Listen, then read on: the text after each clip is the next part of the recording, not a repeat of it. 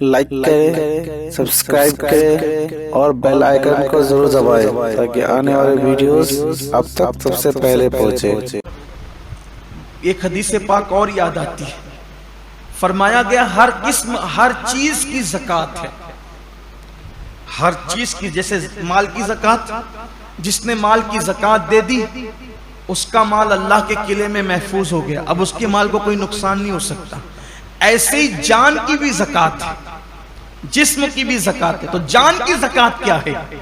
میرے آقا علیہ السلام فرماتے ہیں روزہ یہ تمہاری جان کی زکوٰۃ ہے، تمہارے جسم کی زکوٰۃ، مطلب جو لوگ روزہ رکھ لیتے ہیں اب ان کی جان بھی اللہ محفوظ کر لیتا ہے، وہ مہلک بیماریوں سے، موذی بیماریوں سے محفوظ ہو جاتے ہیں۔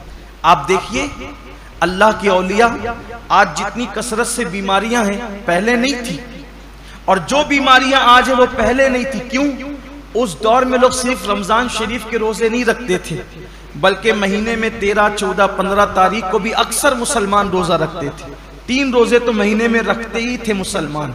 پھر اس کے بعد جو اور دن سے قریب تھے وہ پیر اور جمعرات کے بھی روزے رکھتے تھے۔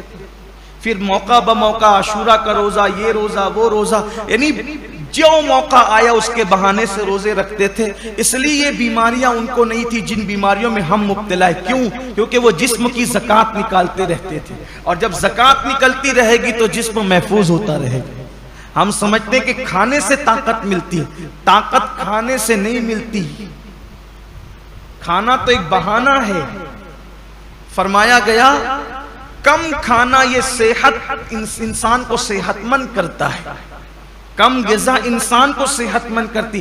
ہم کھانے کے لیے پیدا نہیں ہوئے، کھانا ہمارے لیے پیدا ہوا۔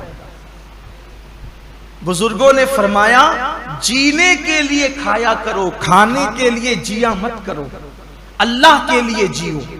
یہ انسان کی سوچ اور فکر ہونا چاہیے۔ تو پہلی چیز یہ ہے روزہ رکھیے، روزے کا اہتمام کیجیے، اور روزہ رکھیے تو اس طرح رکھیے جیسے اللہ نے روزہ رکھنے کا حکم دیا ہے۔ یہ دوسرا باب آپ کے سامنے پیش کرنے لگا۔ پہلے تو روزہ رکھیے، اب جو روزہ رکھتے ہیں ان کے لیے اس طرح رکھیے جیسے اللہ نے رکھنے کا حکم دیا۔